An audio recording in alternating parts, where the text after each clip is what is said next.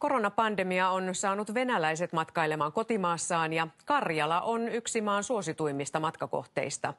Kirjeenvaihtajamme Erkka Mikkonen vieraili rajan pinnassa sijaitsevassa Ruskealan kaivospuistossa, josta on tullut Karjalan tasavallan suosituin nähtävyys. Höyryveturi vie venäläisturisteja Sortavalasta kohti Ruskealan kaivospuistoa. Veturissa tehdään hartiavoimin töitä, kun ravintolavaunussa nautitaan matkasta. Koronapandemia on saanut venäläiset matkailemaan kotimaassaan ja yksi suosituimmista kohteista on Karjalan tasavalta. Мечтали съездить в долину Мумитролей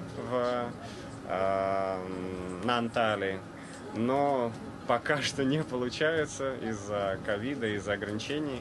Открываем свою страну. Määränpäänä on Ruskealan entinen marmorilouhos, joka on tänä päivänä vilkas turistikohde. Viime vuonna alueella kävi 420 000 matkailijaa. Tämä Ruskeala, tai kuten täällä päin sanotaan Ruskeala, on nykyisin Karjalan tasavallan suosituin matkakohde. Yksi syy löytyy tästä erikoisen värisestä vedestä.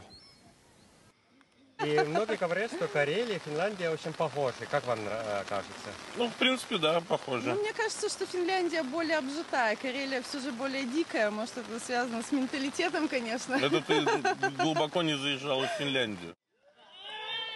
Venäjän Karjalaan halutaan houkutella myös ulkomaisia matkailijoita. Siihen pyritään muun muassa yhteistyöllä Suomen kanssa. Проект рассчитан на европейских туристов, называется «Две страны, одна Карелия».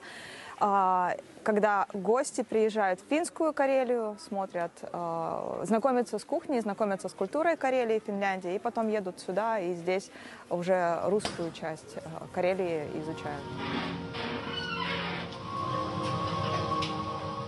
Ruskeala ei ole vielä valmis ulkomaisiin turistivirtoihin, mutta määränpäänä on kehittää kaivospuistoa niin, että sitä pääsisi helposti ihailemaan myös Venäjää taitamattomat matkailijat.